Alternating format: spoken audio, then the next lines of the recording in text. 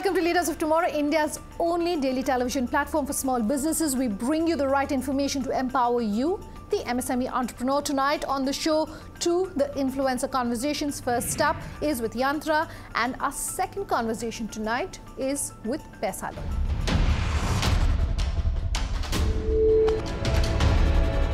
Have you ever wondered what happens to your old phones that you exchange in exchange offers? Well, one company has figured out both a business as well as a revenue model. Yantra is the largest of its kind anywhere in the world, taking old gadgets and repurposing and refurbishing them, and also along the way, of course, training a large workforce that's working in this space. I caught up with Jayant Jha to understand what they're doing when it comes to skilling and training and how they've looked at this very niche space. Hear them out.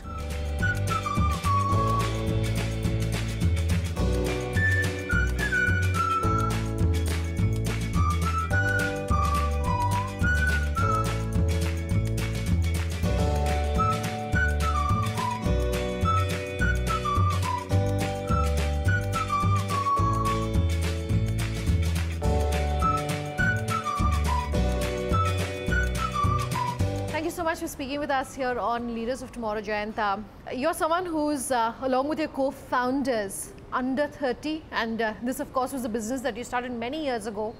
My question to you is about whether age has proven to be an opportunity or a challenge for you when it came to perhaps working with investors, working with your clients. What has that experience been? So, so far, not really. I mean, rather, people have appreciated the fact that, we stepped out too early to start something that is really solving a bigger problem to the 100 million consumers in the country who own smartphones. So we as a team have never found a challenge, age to coming to be as a challenge, whenever we have spoken to our clients and or maybe the investors. So see, just after launching in 2013, in 2014 we raised our first round of investment, right? That was from Indian Needles Network. And then at the same time, we also did a OEM partnership. That was the first partnership that we did in 2014. And if you look at the size of the organization, it wasn't great at that point of time. We were only a 40-member team, right? Today, we are a 1,100-member team. So I think in the journey, people have definitely shown trust. And when you are building an organization, it's just not about you, right? It's about the people whom you work with, right? So I'm sure everybody considers the fact that if the idea is good and if the business is showing traction, right? People would definitely evaluate you from a business perspective than from your age perspective. So I really don't think that is a challenge. Fantastic to hear that. Let's talk about your business. There are two parts of it, and I want to first talk about the repair side of the business. You do repairs and refurbishing for smartphones, for gadgets and devices in India. Let me talk about the repair market. Sure. At what point did you realize that, hey, this is a business opportunity? Because in India, the after-sales service is so fragmented. So there's definitely a business opportunity. But how did you decide that we're going to ensure that we're bringing everything together, we're consolidating this market? Okay, so way back in 2012, I had a BlackBerry that conked off, right? Getting it repaired was a very difficult experience. So at that point of time, I started thinking that how can we make this entire repair experience better? Because for a working professional, it's very difficult to spend, say, 2 days, take a 2-day off and then get your phone fixed, right? Most of the people would rather throw it in the drawer and buy a new one. That was the much more viable option, right? Then we realized that there's a lot that can be done around this space. So me and my co-founder Ankit, we used to stay in the same flat. We started evaluating and started figuring out that how can we make do things better around it. Sure. So part of the experiment, we went to all the OEM service centers, we went to the local repair market, and we could clearly see the hassle people were going through, be it a local repair shop or be it a OEM outlet, right? Because the TATs were extremely high, and that kind of gave us a confidence that, of course, if the market is big enough, a lot can be done around this. Then we did a lot of research, looked at the market industry reports, and figured out that next 10 years, it's all going to be about smartphones. Okay, so then let's talk about the refurbishing side of the business. How does that work? Give our viewers a sense of that. So see, India is a country, if you see, the smartphone penetration today is only 40%, right? When we talk about the 125 million people in the country, the penetration of smartphone is only 40%. That means that the 60% of the people will move towards smartphone, right? And especially all this 4G coming in, low-cost data, that's a big push towards people going towards smartphones, right? So what we are trying to do is, and see in the country, there are two different challenges that we fix. The biggest is affordability, and then there's the aspirational crowd, right? So let's talk about aspiration first and then the affordability, and possibly you'll be able to conclude that what Yantra is trying to fix between both the problems. So see, in an affordability perspective, today if you look at the higher segment of smartphones, right? So let's say phones which range from 50,000 plus, right? So 60,000, 70,000 and beyond. The question is how many people can actually afford it? Sure. So there is a big crowd that aspires to own those products, but cannot afford it.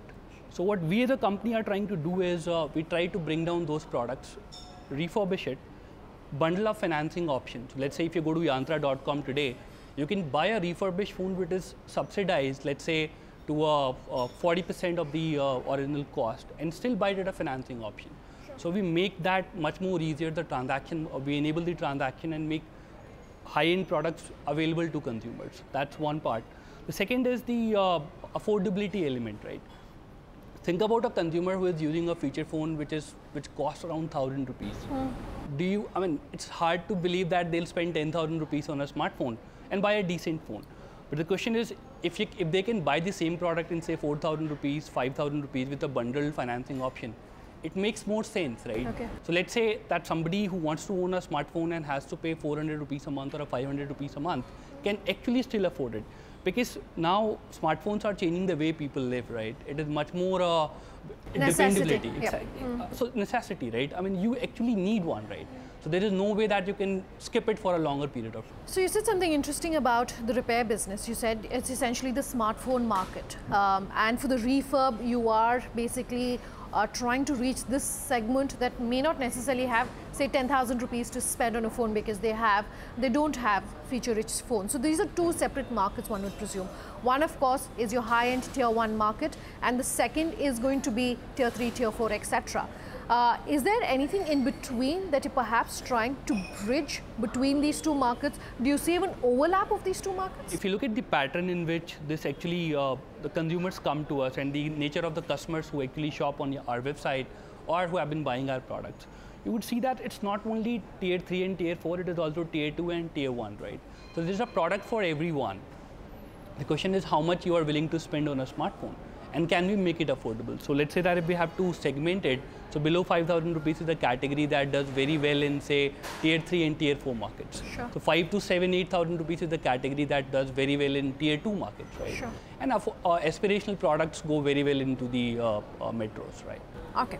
What I'm trying to understand from you, Jayant, basically is that India is at a point where we're seeing an influx of affordable and cheap smartphones. Whether it's Jio, whether it's Chinese manufacturers who've entered the Indian market, models are now available at a very low cost. And my question is, what I'm trying to really understand from you is that why would someone perhaps buy a refurbished phone at the same price that you are able to get a new smartphone at?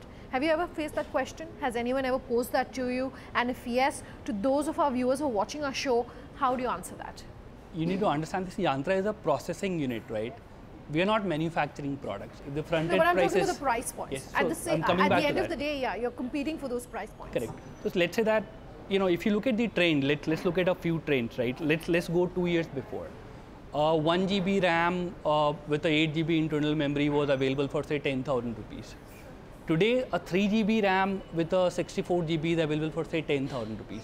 That 10,000 is not moving down, right? So if you look at the average pricing of the product, it would remain the same. And if at all, it is about being quality products, right? So let's say, of course, there are smartphones which are available for say 5,000 rupees also, right? But the question is, today, if a 10,000 rupees phone, barely used and comes with a warranty for 6 months or maybe a year, at a 5,000 rupees, consumers will definitely have an attraction towards that, right? Okay. So we really don't see pricing or price going down or something like that becoming as a challenge. Okay. But is that the best model to have, where companies like yourself are training employees in-house? Because that, of course, is going to come at an additional cost. I'm also trying to perhaps figure whether you are maybe in conversation with state governments, with ITIs, to try and ensure that there's a supply of well-trained, of employees with the skill sets that are needed for businesses like yours who are already available, and therefore that takes away the pressure and the cost from companies like yourself. See, if you look at Yantra's DNA, right, it is services. So we started as a service company, right? In 2013, Refurb was actually built a little later. Sure. And why we were able to do it, because we had excellent repair strength, right? So see, what we do it is we pretty much understand that when it comes to services, it's all about quality, and that's one of the reasons why we have not thinking of outsourcing it, right? So it's gonna be in-house. So what we do is when we pick up people, so now we understand the repair element very well, right? What is repair? You know, if one has to answer just about fixing phone, but when you actually elaborate it, it's not about that, right? So there are various levels of repair, starting from a minor repair to the most critical repair, right? It pretty much operates like, you know, you walking into a hospital where you have OPD and then you have critical wards and then there is a surgery ward, right? Sure. So technically in the same fashion, repair has a pretty complex process. And now being in business for 5 years, we understand the repair very well. So we have been able to differentiate that what category, what level of repair our product needs. At the same time, we have built excellent algorithms within in-house. So when we hire somebody, we do a skill test and we figure out that where that person stands, right? And he's only allowed to repair a product when we are 100% confident that he's going to take care of that product. While he's being trained, and he also does on-job training, so that means he will be given some opportunity to do repairs, right? So based on whatever repair he performs, we test him, we rate him, and when we figure out that he matches certain skill set and a certain level, then they are allowed to perform the next level of repairs. Okay. And this way we also keep our workforce pretty engaged, right? So there is a career succession path from the time they join for many years within the organization. My last question to you, you've raised close to 10 million or in excess of 10 million. Any plans about further fundraising? You can talk about what have you used these funds for so far? So we have raised funds in 4 different rounds so far, right? So far the funds that we have used have been utilized in developing our infrastructures, developing our technical infrastructure, and then the e-commerce platforms that we run. Plus we have deployed heavy investment into our people that we employ, right? In terms of training them, ensuring that they are up to the mark, right? A lot of the capital also goes into the inventories that we source. So as of now we are well funded. However, the next round of funding we will go out in the market to raise maybe say in 6 to 9 months time. Okay. Thanks very much for coming down and speaking with us, Jayant. Thank you. Thank you very much. Time for a break. On the other side, what is Paisalo doing when it comes to the lending space? We'll tell you when we come back. Do stay tuned.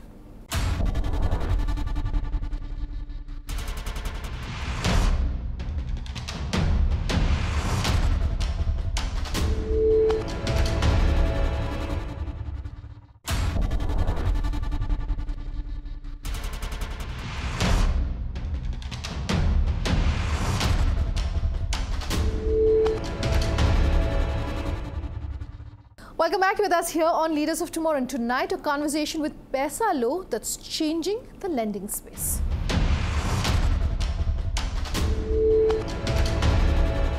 There are very few listed companies when it comes to the digital lending space, and I caught up with Shantanu Agarwal. He's the 21-year-old CIO of Paisalo to understand how this market is changing, to understand also how the young are now increasingly accessing finance, and his learnings and takeaways from this market. Take a listen. Thanks very much for speaking with us here on Leaders of Tomorrow.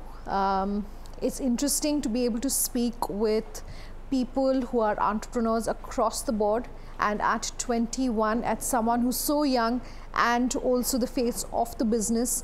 It's great to be speaking with you here on Leaders of Tomorrow. Let me start very quickly by talking about something that's very unique about Paisalo, and that's the fact that you're one of the very few listed NBFCs in the country. What's that experience been like? Thank you for inviting me to the show. Listing is a great experience for a company. An entrepreneur works in today's scenario towards valuation of getting the company.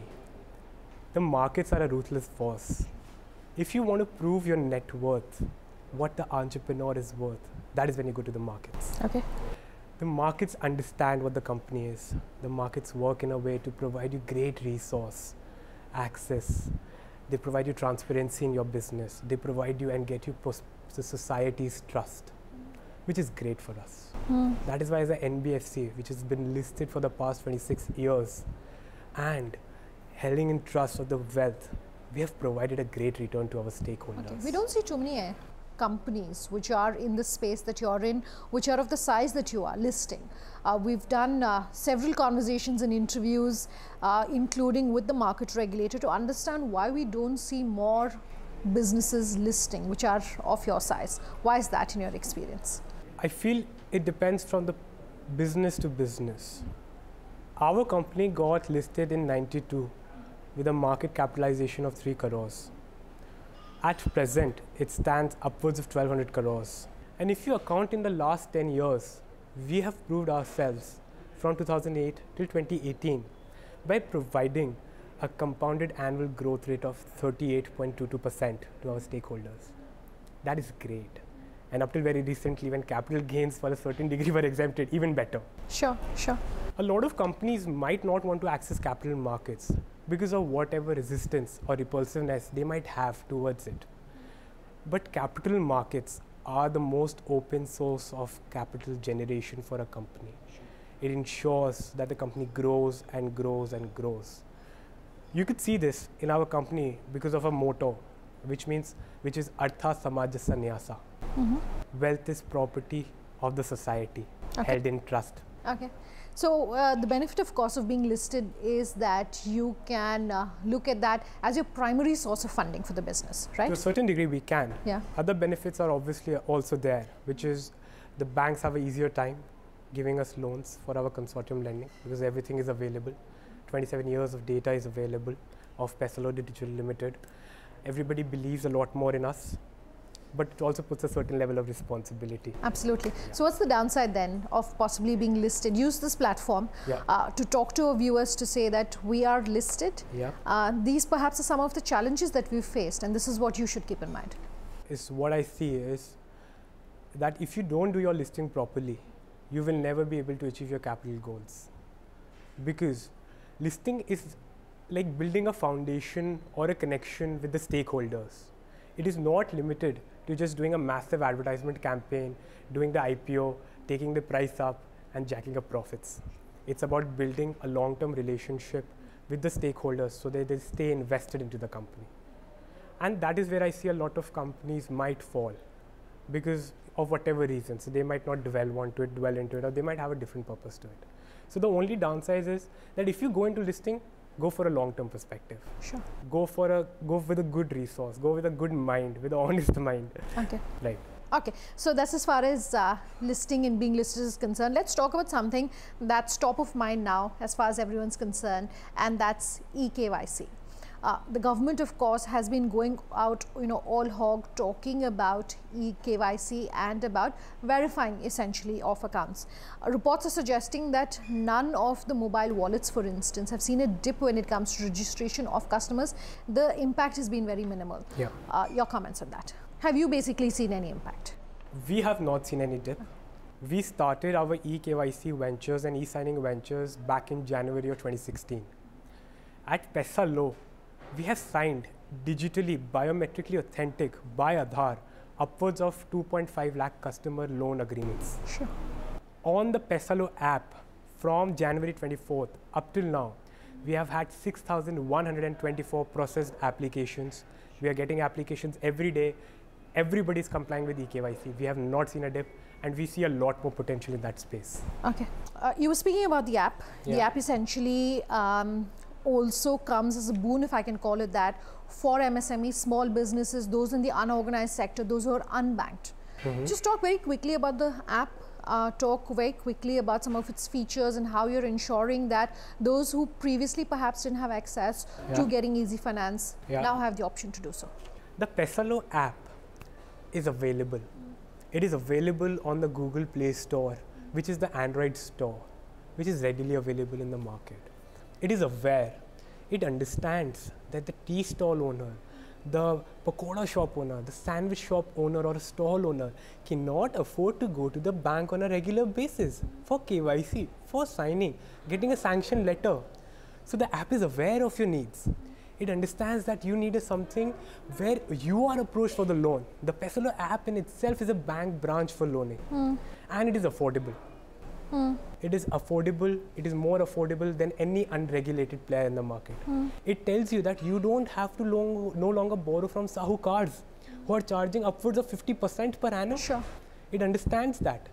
It is in compliance with the very Indian population it has been built to take forward. So I was asking you about perhaps some of the challenges. And one thing I definitely want to talk about in the vision of making everyone in India banked is the infrastructure which is available to ensure that everyone who has a smartphone actually is able to access digital banking. 4G is something we're talking about, but 4G is still sketchy in the cities, in the metros. Yeah. So as infrastructure, challenges are still something that we're dealing with. Has that ever been a concern for you in tier 3, tier 4? We have kept the Paisalo app size rather low, including the sort of upload we do is rather low. Nobody uploads or downloads more than 13 to 14 MBs. The app itself is 13 MBs, I think, right now. We are working on reducing the size further. So the downloads are more, the downloads are faster. And you don't upload a lot of data, right? You require minimal data, which is a bank statement copies, which you can just take a picture of. And we have kept the quality rather good, despite keeping the size rather low.